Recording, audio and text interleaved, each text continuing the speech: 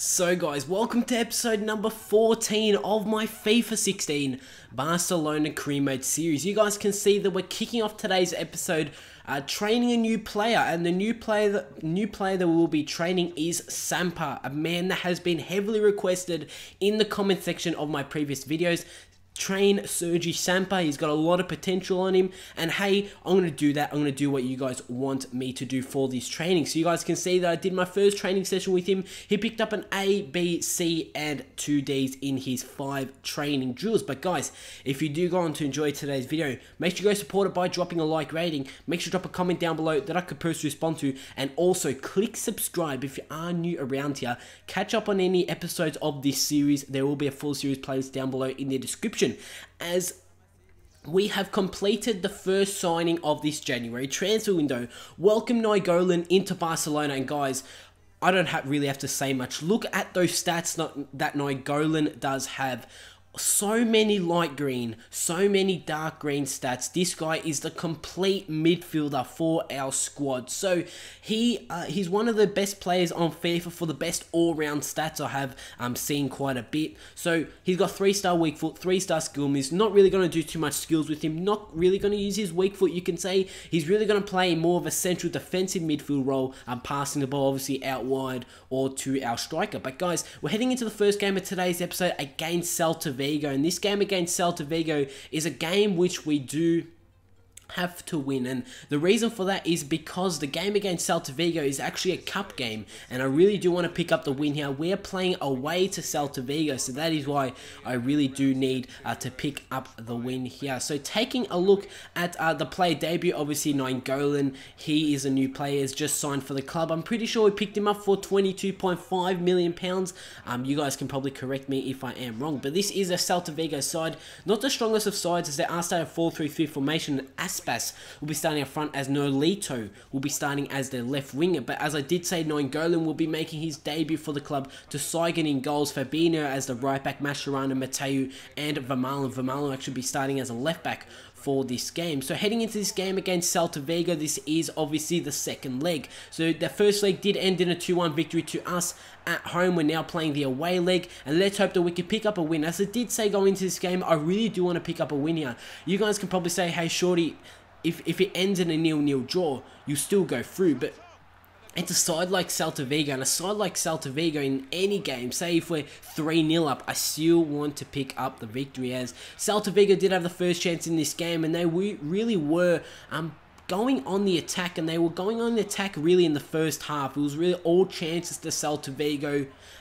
2 chances there you guys did see from the match highlights, both of them are going wide of the goal. But in the 56th minute, Celta Vigo get again on the attack. In the 56th minute, they almost give themselves a 1-0 advantage in this game and make it 2-2 on aggregate, as they took the shot. But ter Stegen's reflexes were insane. He went for the save, it came off the post, but the ball did fall straight back to him. As in the 80th minute, it's Sandro on the ball, who plays it to Rafinha, who plays it to Luis Suarez, and really on our first attack for the whole game, it's Luis Suarez in the 80th minute that makes us Celta Vigo 0, Barcelona 1. We are about to do what I wanted going into this game, just picking up a win. It's Celta Vigo 1, Barcelona 3 on aggregate, so we now do have a 2-goal cushion on aggregate.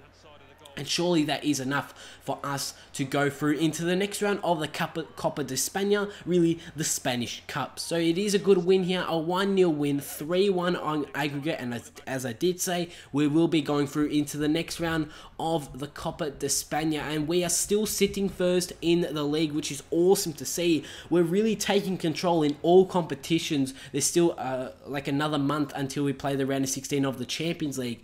But taking a look at the tournament tree, Real Madrid will be going through with a 5-1 aggregate win over Las Palmas. Atletico Madrid, they'll be going through with a 6-1 aggregate win. So will Valencia, so is Real Sociedad. So seeing a lot of those good sides in the Spanish league really going through into the quarterfinals. But coming up against Athletic Bilbao, and our previous history against Bilbao in this season, in this series so far, has been good, and it also has been quite disappointing. So we did pick up the Spanish Super Cup at the beginning of this season before we headed into the main season.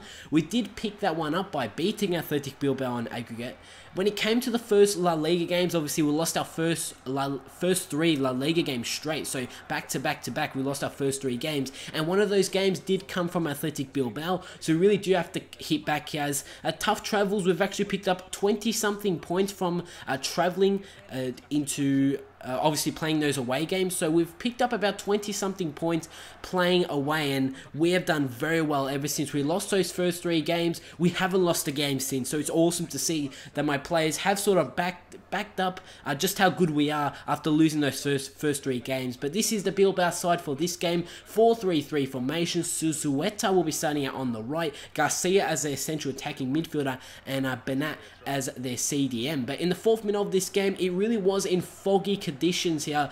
Foggy conditions, not really a big fan of them in FIFA, but Bilbao did actually hit the crossbar in the first 5 minutes. And from that, we're going to turn defense into attack, as it's Neymar who plays at Luis Suarez, who plays at Mario Götze, who plays it wider to Messi, and Messi's going to finish that one on the outside of his left boot. It's Barcelona 1, Athletic Bilbao 0, and really... we turned that counter-attack into perfection. That was a perfect counter-attack, as they did hit the crossbar. They didn't take their chance, we took our chance, and obviously with that counter-attack, we found Messi free out on the right. But this was a game where Messi did star. Messi did play very well in this game. You guys can see he intercepted the ball, got around a few defenders, made his way onto goal, but Messi did put his shot wide. So scores are going to remain at Barcelona 1, Athletic Bilbao 0. As in the 79th minute, Bilbao looked to go on their track, trying to make it 1-1. But their header is easily saved there from ter Stegen. They're going to have to do a bit more if they do want to get past ter Stegen in this game. But at full time after the 90 minutes, the game did end Barcelona 1, Athletic Bilbao 0. So we pick up 3 points here again in the league, and we're looking pretty comfortable in the league table, which is good to see. After obviously that disappointing start to the season, as we're training Sampa here yet again, we're training the young central defensive midfielder. I really am enjoying him, using him as the CDM. He can also play as a central attacking midfielder and a central midfielder. Obviously CDM, central midfielders is really where I'm going to use him. Don't really want to use him behind the striker, say Suarez or Lacazette, when both those players do start. But coming up against Atletico Madrid, and this is going to be the first leg of the Copa de España quarterfinals, and this is a huge game. We are playing at home. Obviously the Copa de España, there is 2 legs to it. We did play obviously the first leg earlier on in today's episode, and we did go through obviously with that 3-1 win against Celta Vigo. So coming up against Athletic Bilbao and Atletico Madrid, sorry, we just played Bilbao, but Atletico Madrid, they have a very strong side. They're one of the best sides in the Spanish league. Probably us, Real Madrid and Atletico Madrid really do have the top 3 teams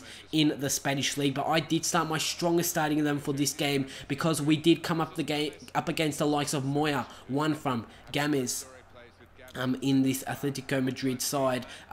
Felipe Luis, Gabi, Javier Pastore, of Oliver Torres, Koke, and Jackson Martinez up front for them. So they really do have a lot of star power. They have Thiago, Fernando Torres out on the bench, but the first half was quite a boring first half, as in the 60th minute, a Borges played to Sergio Roberto. He plays it to Mateo, who plays it to Luis Suarez, and Suarez is going to make it Barcelona 1, Atletico Madrid 0 in the 61st minute, and we've taken the 1-0 advantage. It was a very nice play. There's Mateo, the centre-back, really playing a great ball there to Suarez. He did take a touch and put that one into the back of the net. So we've taken the 1-0 advantage in the 61st minute.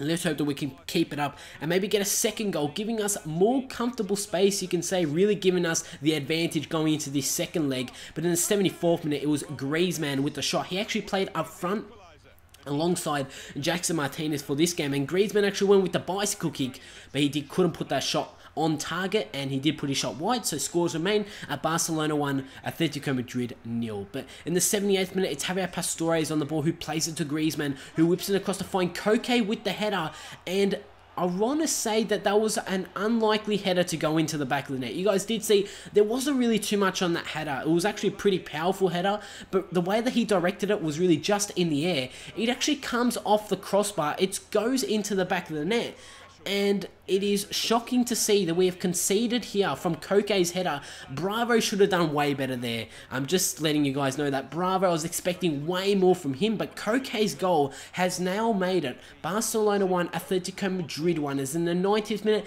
it's Rafinha who plays the ball to Luis Suarez as he takes a shot, and he's denied from Moya in goals, but the game is going to end after the 90 minutes. Barcelona 1, Atletico Madrid 1, giving a huge second leg, making the second leg a huge upcoming game as Koke's header really puts us under pressure. Because we're heading into the second leg away against Atletico Madrid. They've got the home ground advantage. This is a huge game against Atletico, the second leg. Will we go through and go through to the semi-finals? You guys have to wait and find out. It was a huge game. Disappointed to see a 1-1, but as I did say going into the game, Atletico Madrid have a very strong side, and well done to Koke for that header. Very disappointed to see that Bravo didn't really do too much with that one, as Valencia come with a huge offer for Sergio Busquets to end off today's episode. £42 million, I am just going to counter offer it to £50 million, and if Valencia accept a £50 million counter offer bid for Busquets, they can have him. £50 million will be added to the transfer budget. But guys, that is how we're going to wrap up today's episode. Show support on this video. Also, click subscribe if you are new around here, and I'll see you all on my next video.